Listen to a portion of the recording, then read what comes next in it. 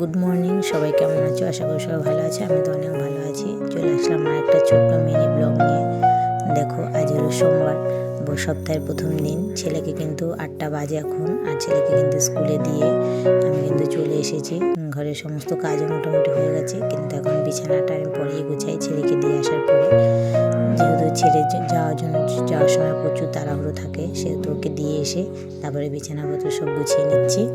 আর ছেলে চলে গেছে, ছেলেকে আজকে টিফিনে করে দিয়েছি আলু ভাজা আর রুটি। আর ওকে রুটি করে দেওয়ার পরে টিফিন ওকে দেওয়া হয়ে গেছে, সব কিছু মোটামুটি হয়ে গেছে। এখন আছে শাশুড়ি মা, উনি এখনও শুয়ে আছে, এখনও ওঠেনি।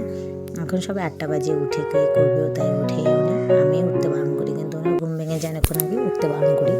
যাই হোক, দেখো, তারপরে আমি রুটি করে নিলাম। গোলা একটু বেশি করে মেখে রাখি, ছেলেকে যখন দিই তখন বেশি করে রাখি, মেখে রাখি, কিন্তু রুটিটা করি না। রুটিটা গরম গরম খেতেই ভালো লাগে। তাই এখন দেখো 5টা রুটি করে নেবো, 2টো আমি, 2টো শাশুড়ি মা খাবে, আর একটা বাইরে কুকুরকে দেবো। ওই জন্য 5টা করি। আর একটু গোলা রেখে দেবো, যেটা রাত্রেবেলা শাশুড়ি মা খাবে, রাত্রেবেলা করে দেবো।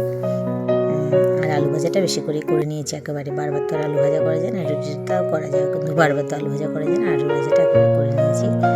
আর এখন আমি আর শাশুড়ি মা এখন দুজনে মিলে আরাম করে বসে, শাশুড়ি মা উঠলে ব্রাশ ট্রাশ করি, তারপর দুজনে মিলে খাবো।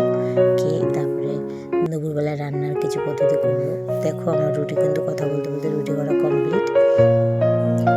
আর তোমরা কি কোথা দিয়ে আমার ভিডিওটা দেখছো অবশ্যই কিন্তু কমেন্ট করবে। তোমরা কি আমার মিনি ব্লগটা ভালোবাসো? তাহলে অবশ্যই কমেন্ট করবে। টাটা।